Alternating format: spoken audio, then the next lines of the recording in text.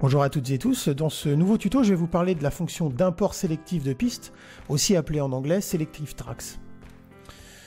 Vous allez voir, l'utilité de cette fonction va tout de suite vous paraître évidente. Imaginez que vous souhaitiez récupérer par exemple une piste entière d'un projet avec ses plugins, ses réglages de tranche, son instrument virtuel, etc., etc. Vous vous dites sûrement impossible puisqu'il va me falloir le refaire de A à Z à la main. Eh bien non, puisque Logic a pensé à tout. Alors comment faire? Vous allez voir, la manipulation est vraiment très simple. Rendez-vous dans le navigateur. Le raccourci c'est la touche F du clavier. Cliquez sur cette icône.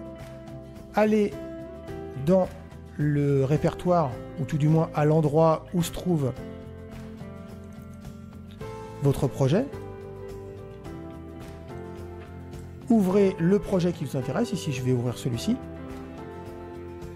Vous allez voir que immédiatement la fenêtre de navigation va vous permettre de connaître en détail le contenu de votre projet, en l'occurrence de toutes les pistes et différents réglages que vous avez à l'intérieur. Donc pour importer des éléments sélectionnés, il suffit tout simplement de cocher les petites cases. On voit d'ailleurs que, vous voyez, hein, on a quand même pas mal de possibilités d'import, c'est assez complet. On a les modules externes, les automations, entrée-sortie, etc., etc. Notez aussi qu'au-dessus, vous avez la possibilité de filtrer. Si, par exemple, seules les pistes d'instruments virtuels vous intéressent, ben, vous les avez juste ici. Si vous voulez les pistes auxiliaires, vous cochez, enfin, vous cliquez sur ce bouton-là. Si vous voulez les pistes audio en plus, là, vous avez la possibilité d'avoir un panel de sélection assez important. Alors ici, ce que je vais faire, c'est que je vais, pour l'exemple, sélectionner quelques éléments un peu arbitraires, hein, parce que c'est juste vraiment pour faire un exemple. Voilà.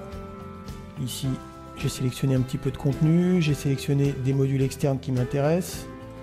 Ici, on va rajouter, voilà, d'autres éléments. Et une fois que vous avez fini de faire vos courses, vous cliquez sur le bouton Ajouter. Et immédiatement, mon projet qui était vide est peuplé par les éléments que j'ai souhaité importer d'un autre projet. Encore une fois, cette fonction va vous permettre de gagner du temps et de consacrer le temps que vous aurez économisé à faire de la musique. Voilà, j'espère que ce tuto vous aura plu et je vous dis à très bientôt pour un nouveau tuto.